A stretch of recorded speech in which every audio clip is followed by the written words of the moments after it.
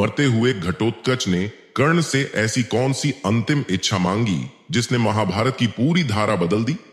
यह वीडियो घटोत्कच और कर्ण के उस रहस्यमयी अंतिम संवाद की कथा है जिसे बहुत कम लोग जानते हैं। पूरा वीडियो देखें और जानें धर्म, बलिदान और वीरता का सबसे गहरा अर्थ। यह कथा महाभारत के उस क्षण की है जहां युद्ध अपने सबसे अंधकारमय मोड़ पर पहुंच चुका था और वहीं घटित हुआ एक ऐसा संवाद जिसे सुनकर दानवीर कर्ण भी भीतर तक कांप उठा। कुरुक्षेत्र की रात आकाश काला था, धरती पर युद्ध की खुशबू थी। राक्षस वीर घटोत्कच भीमपुत्र मायावी शक्ति से कौरवों पर प्रलय बनकर टूट रहा था। कौरव सेना भयभीत थी, द्रोणाचार्य कृपाचार्य सब असहाय हो चुके थे। तब कर्ण ने वह अस्त्र उठाया, वह अस्त्र जो उसे इंद्र से मिला था, केवल एक बार प्रयोग के लिए शक्ति अस्त्र चला। घटोत्कच धरती पर गिर पड़ा। अंतिम क्षणों में घटोत्कच मुस्कुराया, रक्त रंजित देह पर आंखों में भय नहीं। उसने कर्ण की ओर देखा और कहा, दानवीर कर्ण, मैं जानता था तुम यही करोगे।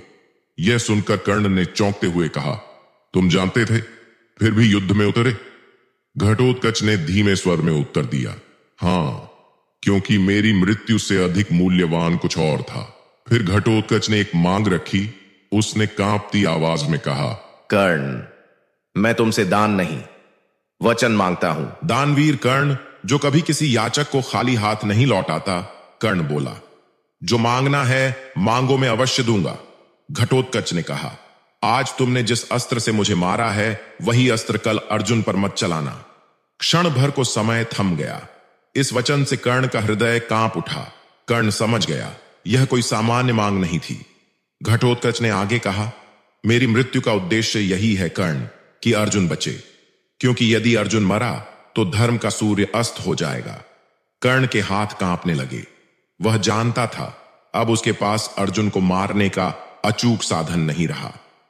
घटोत्कच ने कर्ण से अंतिम वाक्य कहे, कर्ण, मैं राक्षस हूं, पर मेरा जन्म धर्म की रक्षा के लिए हुआ है। यदि मेरी मृत्यु से धर्म बचता है तो यह मृत्यु भी विजय है। इतना कहकर घटोत्कच की आंखें बंद हो गईं। कर्ण क्यों कांप उठा? क्योंकि कर्ण समझ गया था उसने शत्रु नहीं, धर्म का कवच मारा है। घटोत्कच ने मरते हुए भी अर्जुन की रक्षा कर ली। और सबसे बड़ा सत्य, दानवीर कर्ण आज पहली बार दान देकर हार गया था।